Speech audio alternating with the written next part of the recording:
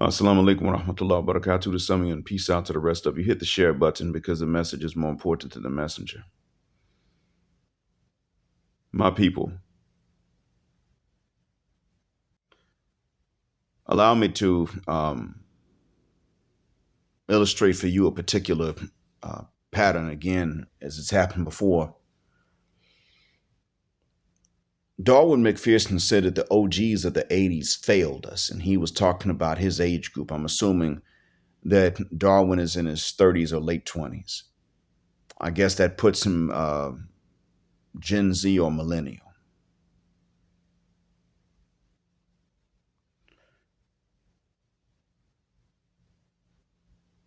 Darwin is right, and I'm saying this as one of Generation X. This is the generation that failed the ones coming underneath us, and I'm going to explain it. In Generation X, we had a lot of cousins and siblings, a medium number, I would say.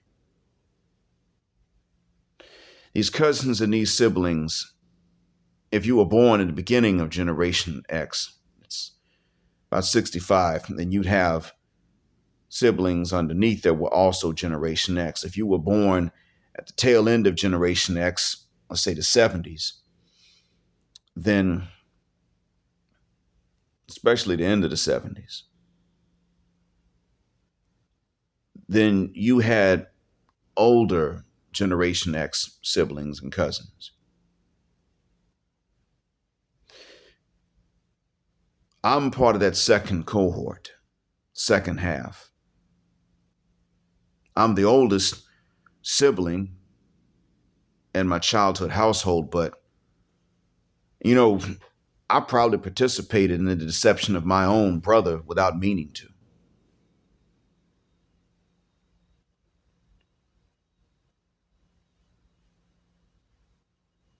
I actually didn't try to tell him too much about what women liked. I told him more about what they didn't like, and it might have been the best I could do because, in all honesty, you already know what they don't like. Everybody knows what they don't like. They don't really like anything. If I'm honest about it, they don't like anything.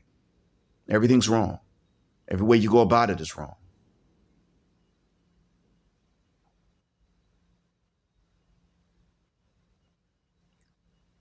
I honestly look at what we were taught. And the boomers taught this to us. And the elders of the Generation X, older siblings and cousins, taught the same things to us. So we really, honestly, and truly had no way of knowing that we were being lied to until not even the internet, but social media.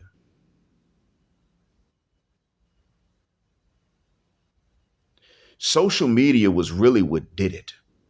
The confessions of women were what really did it for us. Certain sayings were true back in those days, even before the internet was really a thing. Nice guys finish last. I heard that, and I didn't know that that applied to women. I was unaware of that. I first heard that applied to women when I was in my freshman year at college, first semester. I did not know that that saying was used to apply to women. I didn't know what the application of that was. Nice guys finish last. But I did say something to a lady about how I got more attention in my hometown when I became violent with other black males. That I shouldn't have had to fight for reasons I shouldn't have had to fight. But that was when black women who even had options in men began to treat me differently. And I said something is wrong with our culture. We are ucked up. She said, I heard somebody say that before, like something like nice guys finish last. I don't think that's true. And of course you don't. The women never do. I'm tired of the fact that they don't tell you they want you to be violent, even if you don't have to. They want you to be the kind of guy that doesn't talk his way out of a fight. I had the ability to do that. And I did it for years. I didn't have to capitulate, be a coward, nothing. All is really what it got down to was that dudes who wanted to fight would realize that I wasn't really gunning for them. I wasn't trying to back them into a corner. For me, fighting was self-defense. If they weren't really going to take it there, I wasn't starting it. That's really what would wind up happening. Dudes would be like, so you want scrap? No, I don't really want to, bro. Do I have an option? Do I have a choice? And dudes would be like, I mean, it's up to you. Oh, well, if it's up to me, then no, it's peace. You're giving me a choice. Gee, thanks for the choice. No, I'll take peace, bro. Have a nice day. I didn't have to capitulate or nothing. And I wasn't always challenged for nothing.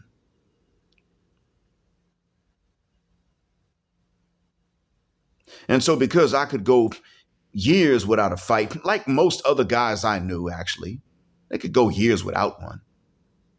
Since I could do this, but I looked the wrong part for that. I didn't know that the whole time all the sisters were coming to the conclusion that Black Mind was a punk and a coward. I didn't know that this was in their heads for a while.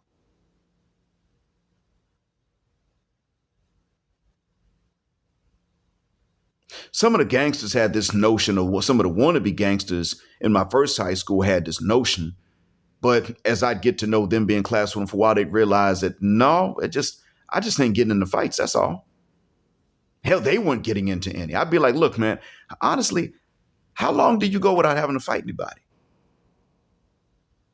Hell, man, it'd be months. I can go a year without that. Exactly. I can do that too. I'm not walking around starting nothing. Everybody else ain't starting. I just look innocent. That's all. Yeah, I see what you mean. So that would be squashed pretty early on. And it would just be sisters that if my name came up, they'd be like, well, whose ass has he whipped? Because I didn't look like I was fighting. I mean, when you look ambiguous, that's one of the things they want to know. Well, can you fight? I hate to say it, but that's how they were. Wouldn't really be every thug nigga and his mama that would be like that. Most of the time it'd be their mama. Well, can you fight?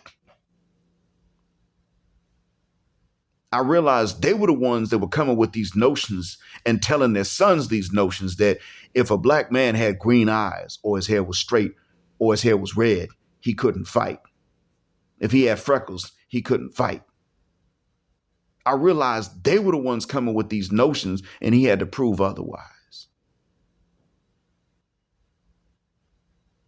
Some dudes were growing up with both parents in the home, but they were getting this from the dudes who only had their mama saying this dumb stuff to them.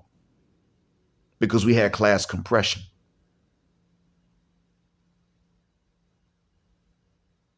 I saw this happen too.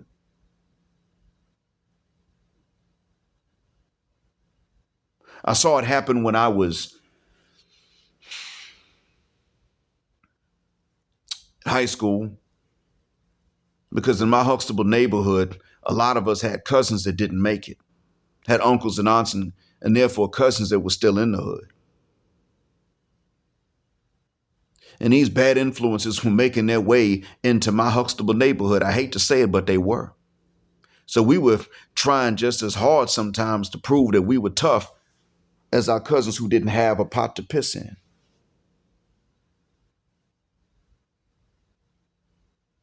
My family wasn't from there, so I didn't quite get it. I didn't know where it was coming from at the time because we were the only ones that lived along this particular stretch of Interstate 10. My closest relatives were in the northern part of Mississippi that I knew of at the time. I didn't know that my mother's family was actually out of Mobile. My mother had heard that, but she didn't have the proof. The next closest relatives that we knew of lived in the southwestern United States. And then after that, it was the Midwest. That was an even longer drive than the Southwest is from us. So we're talking really long drives. And they were middle class and upper middle class. They were Huxtable too. So I didn't realize that other black families were dealing with this class compression where you made it, but your cousins didn't. So you got to be even worse than them. And if you out in the country, you got to be more country than them.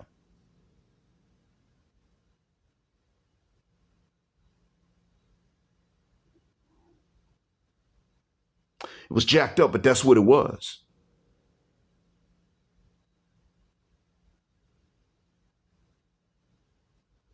And all this dysfunction was carried on, passed down largely because of a hybristophilic hyenocracy. And its views eventually made their ways into the Huxtable neighborhoods and households. Chaos King replied to Darwynn McPherson and said that Darwynn McPherson must be married to a white woman and that he seems to have problems with black women and that black women are the way they are because of us and what we've done and the violence that we've perpetuated in the neighborhoods, even against these black women as they have grown up. Chaos King really believes this. Chaos King, whether he is born on the beginning of Generation X or born on the tail end of Generation X, really believes what he is saying. Chaos King thinks that this sort of thing is true. Chaos King was told this by the boomers and by other Generation X's when he was growing up. He may have even seen examples of this.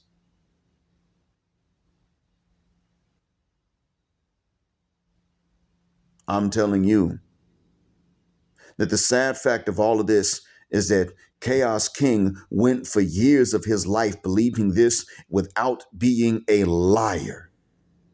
He may not be a liar now, but he would have to be largely ignorant to be on TikTok and not know this stuff. I doubt it, though. I think at this point he does know and he's lying. That's my guess. But in order to be fair to Nuance and fair to him, I'm cognizant of the possibility that I'm wrong and he just really never looked into these things on TikTok. I mean, it has its own algorithms after all.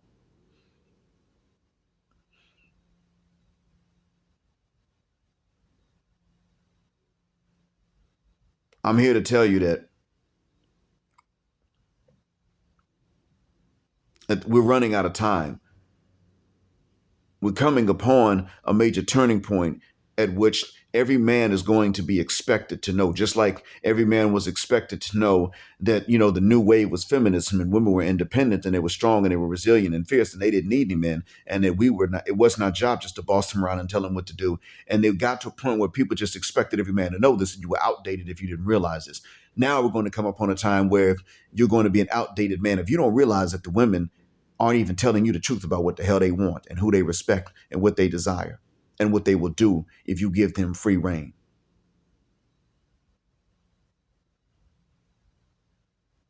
And that if you don't understand that they will abuse nuance, which is a very necessary phenomena to understand because it is an existent phenomena. It is there.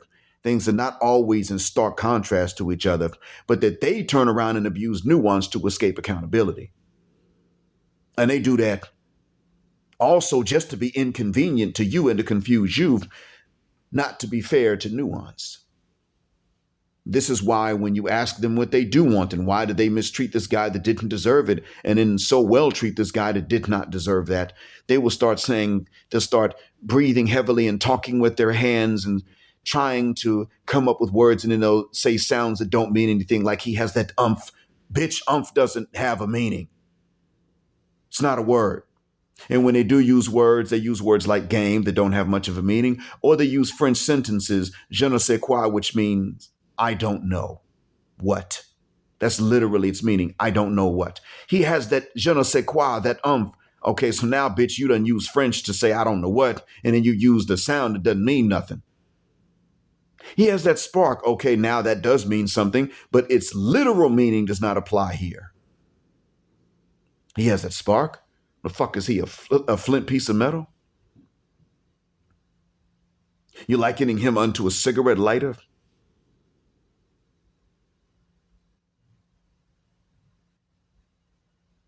They're not playing.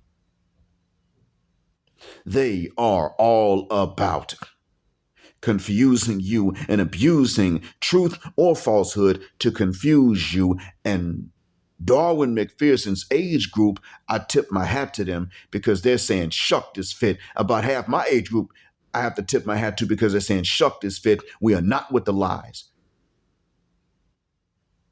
We're not even with the ambiguity. and the cloud of it all and the mud in the waters make this clear, or take what you get. Think about it. When they say, "What are we?" You don't dislike that conversation because you can't handle a definition and answering it. You don't like the conversation because it's going to lead to an argument no matter what you say. She says, "What are we?" And you say, "You my girl, you my girlfriend, I take you seriously." She gonna walk all over you. If you say, "We screwing," why can't you commit?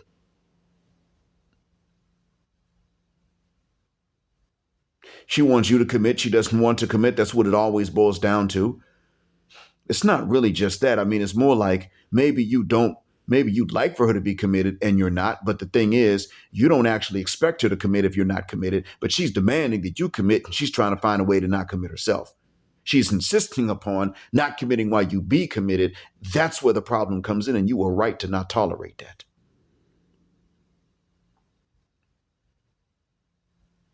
And most of you, when it comes to that, you don't give a rat's behind if she's black or white. If she's Western, you ain't with the foolishness. You ain't with the shuck fit. You ain't tolerating that. But they got the nerve to come along and start talking about what you won't do and what you should do and what's wrong with you. And they come and they go straight into that.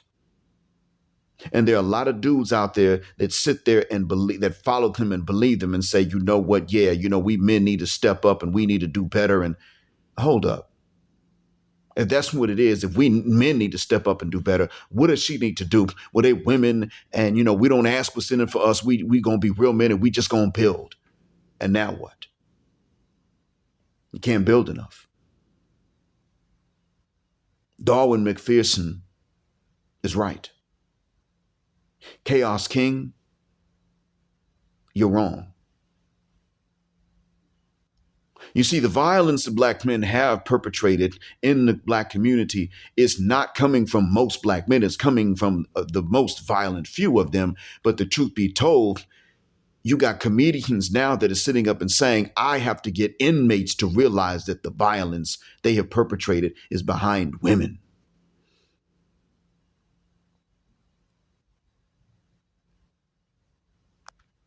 Chaos King, you must understand that what men have been doing, typically speaking, has been trying to impress women, because we've been told, rightfully so, it's unnatural to always be alone by yourself. But we've also been told it's your fault if you're always by yourself, because these women can be impressed, but it's their job to not be impressible.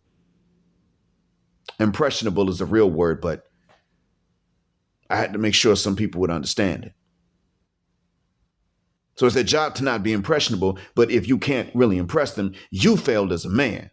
So you need to get out there and keep trying, and eventually men run out of sensible things to do to impress these bitches. And it pretty much leaves nothing but either you give up or you start taking penitentiary and cemetery chances.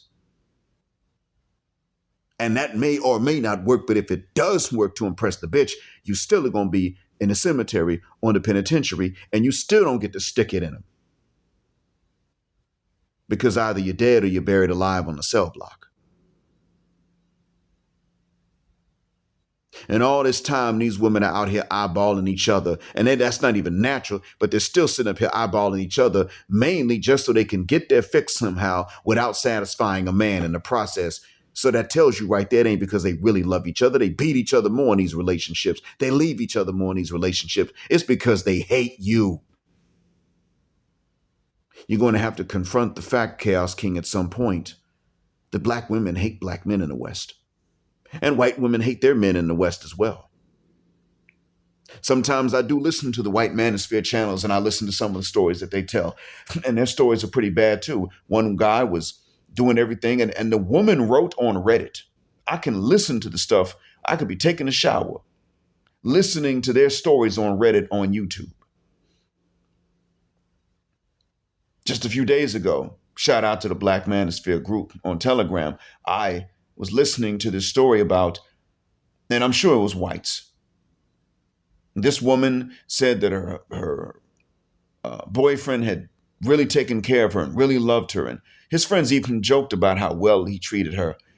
And she took to joking about it. She was really just joking. But she said she joked about him being weak and he needed to watch from the corner.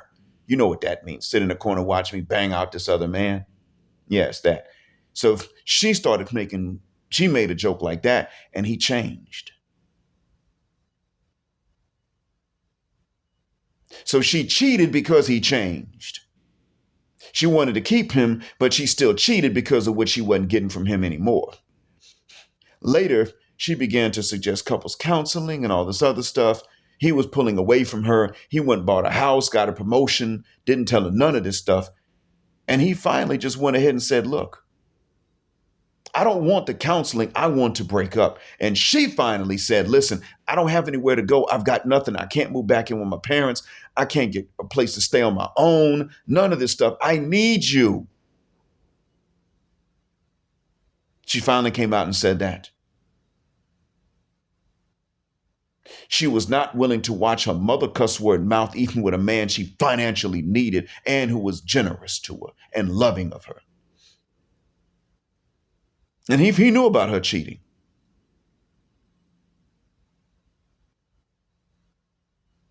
She tried to get people involved, their mutual friends and both sets of parents, to tell him to go back to her. And he told them, no, she cheated. Screw that.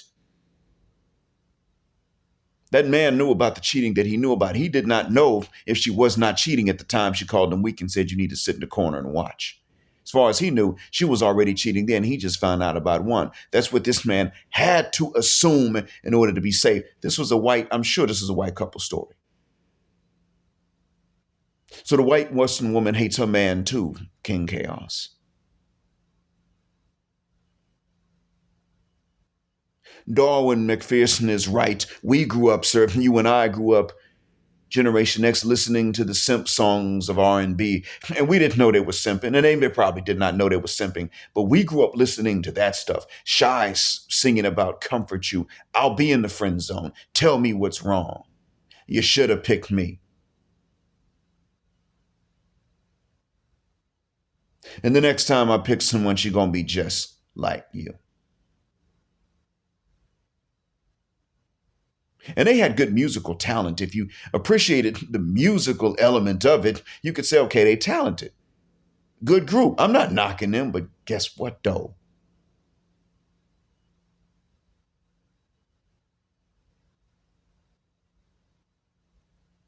So they talented. They misused that. They didn't realize what they were serving.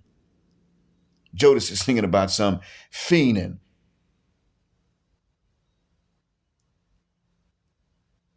And I'm telling y'all, man, all this time we were trying to be ladies' men, and these broads were looking at us like, this nigga soft for even trying. He's soft if he doesn't, but he's soft if he tries. The best thing that we could have done at that time would have been to leave them in mass for other groups of women, King Chaos. Because I'm telling you, now I don't mean just anybody that ain't black. I don't mean that. Because there's some other groups of women that ain't shit either. Or they know how to treat a man, but the people can't respect us. I'm not saying we should have gone with them, but there are groups, I mean, there are arrangements that could have worked.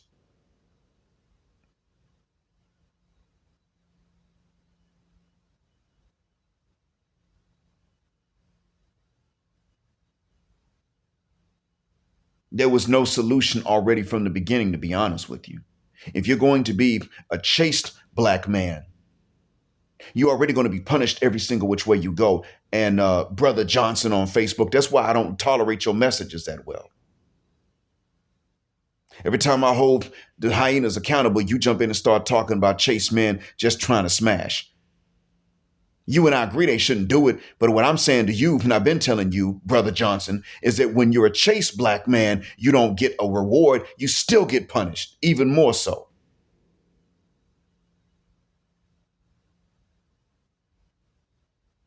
You still are expected to take on being a stepdad, even though that woman's never going to respect you because there's no way you could have been a dad before that because you were chaste.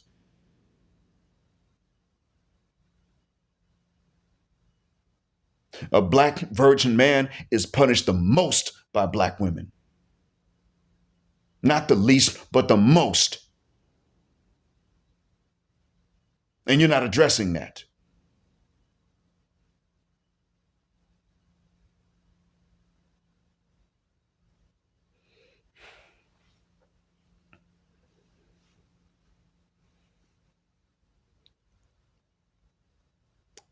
I hate to say it, but yeah, Darwyn McPherson's right. I'm telling you, younger brothers, we failed y'all because we were failed. And we passed it along. Not I, but we. Mistakenly so. Boomers didn't tell us a lot. They themselves probably didn't learn a lot from the silent generation that raised them. And even these things, the silent generation, that's plantation nigger trauma that was passed on.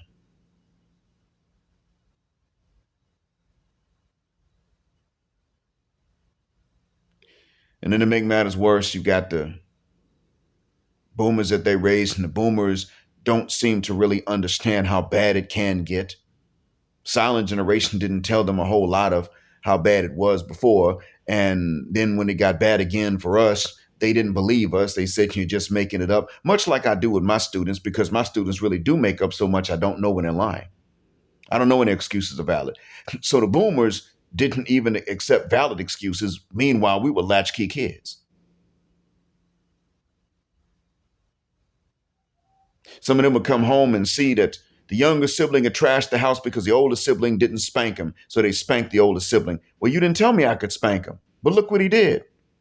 Well, you let him do it. No, he just did it. He didn't need my permission. I'm not you. Why am I catching a spanking? Because your parents had plantation nigger trauma. That's why. Fortunately, I didn't grow up with that. But I knew of some others that did. So they're up here, here they are, 11, trying to be parents to a 7-year-old sibling while mom and dad are not home.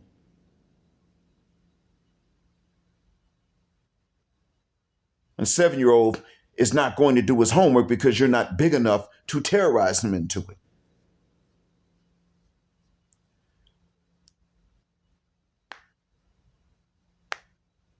And then what do? Pass this on. And some of us, to a certain extent, are passing that same thing on. And one of the ways in which we're passing it on is that we're not telling you the truth about what's important in life, even though we turn around and try to hold you guys accountable for doing it right.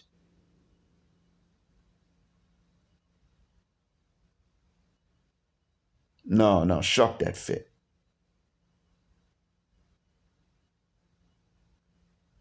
I never forget when my friend's mother, who's also my other friend's aunt, sat up and said to him, "No, you young folks today just don't want to work." She said this in 2019, second last time I visited the United States. And I was like, no, we're not doing that. I said, no, for the most part, what it is that we decided we weren't going to work hard to be poor. That's what it is. We know, will we work hard? Yeah, but it's going to have to be a good payday at the end of it. There's going to have to be. And since that's almost never the case for us, you're right. In that regard, that's when working hard becomes useless. I know, I did it for years and I regretted it.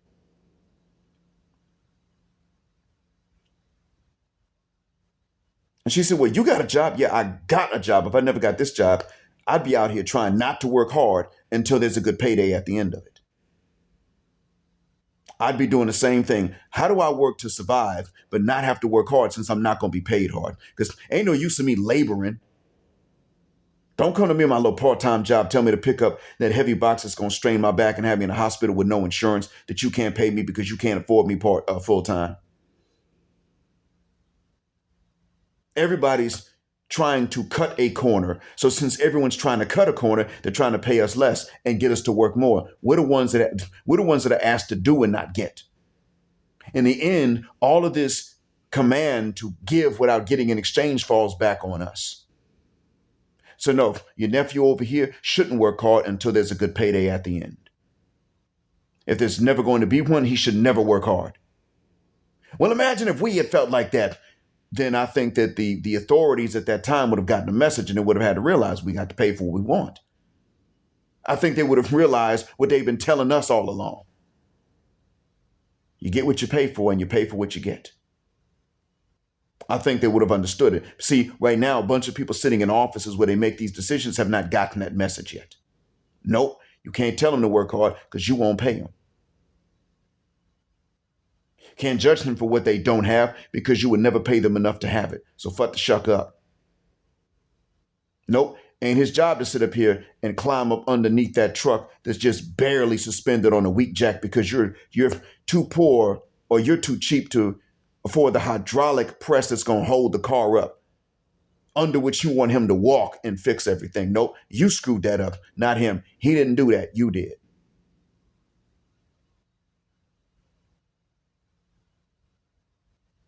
You're the problem, not him.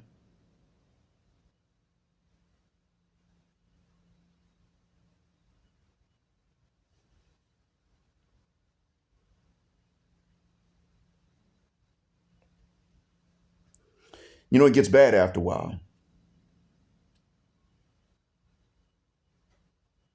When my generation turns around and tells the younger ones lies like, you're too young to give up. Isaiah in Houston had told us to Austin, roughly my age, you're too young to give up. You're only 22, 23. What do you want him to do? Sit up here? See, Chaos King, we're sitting up telling these young guys, my age group is telling these young guys that they need to keep on trying to do what we did, and look where it got us.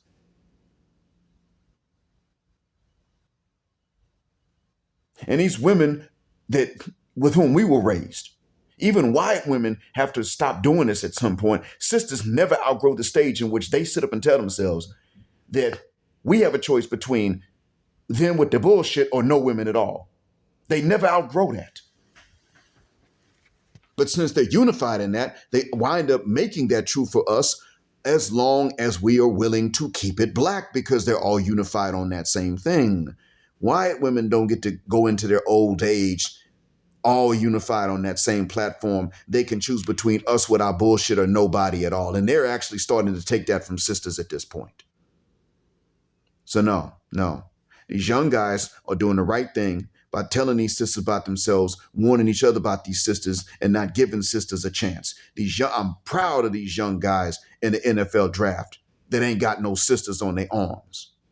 My only issue with him is that they got white women on their arms, not non-black women, but specifically white women, because they're going to do the same thing, but they're going to take longer to do it. And even then, they're willing to be a better deal than sisters,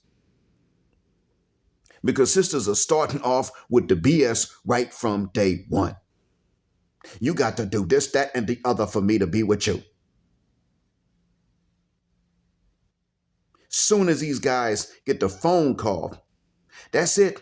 Take me to PF Chang's right now. Damn, I just got the phone call. I have no more money in my account than I had when we woke up this morning before I got the phone call that I've been picked. Well, you good for it? Okay, see, you know what? Meanwhile, at least that white woman understands that you got to play and collect a few checks and that sort of thing. At least she understands and realizes that. And at the very least, she's going to try to get the kids off to somewhat of a good start before she says, I'm done and I won't have. And she's going to do it too. But you can have something of a good run with her, whereas with a sister, nope, you can't have it right off the bat.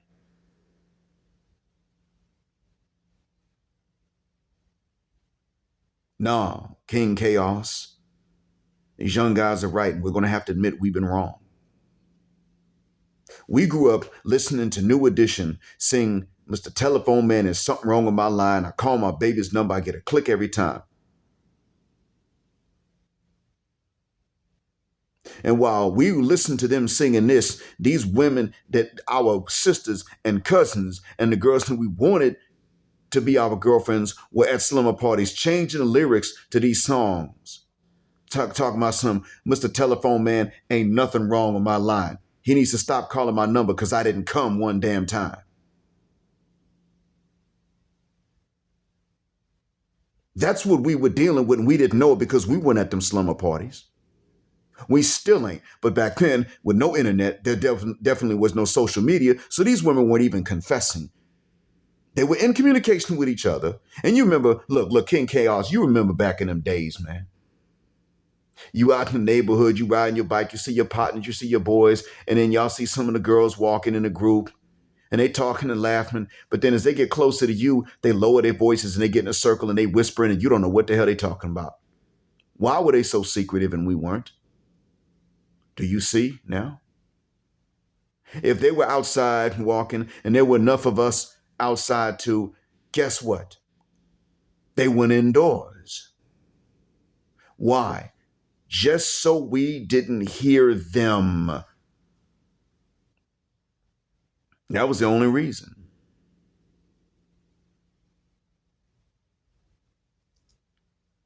All it was maintaining a conspiracy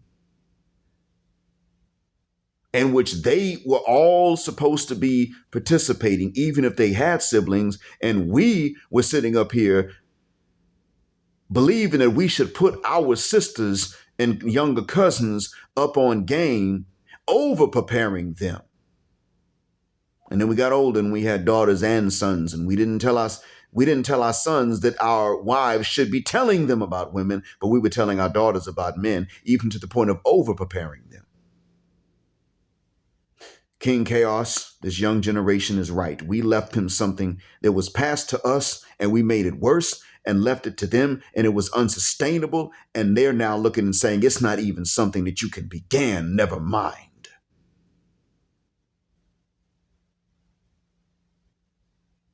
They never have to grow up. We never made them grow up. We never demanded that they grow up. I'm talking about the women. And then they've turned around and these youngsters have said, okay, so I got to be all of this by 16 just to date. And she gets to sit up here and remain in a mental state of a 12-year-old and get all the dates, of which I don't qualify to even be one, because of what I don't have, because of what was not within my control. And I'm not allowed to have no standards for her to meet that are in her control. It was so bad. What King Chaos, what you and I believed and took for granted, was actually so bad that these youngsters had to do what Darwynn McPherson is now doing. So when you said he must be married to a white woman, I doubt it, but I hope to God he ain't married to a sister. And if she is, I hope she's not from the West.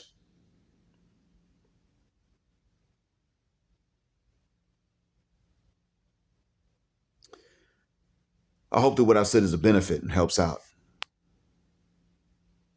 As always, thank you for listening. Black heart, black mind, black out. Assalamu alaikum, black heterosexual, non-select male power because they don't like it. Black patriarchy until extinction or judgment day. Oh, and one other thing. Over the course from about Monday onwards, for a time, the length of which I don't yet know, I'm going to be doing more writing, both on Buy Me a Coffee and on here. So I'll still be posting, but it'll probably be on written form or shorter sound clips because of time and necessity. That being said, thank you all for flying with us again here on Jet Black Airways, where jet black is also a verb. Keep jetting black with us until the wings and the wheels fall off. Gender justice forever.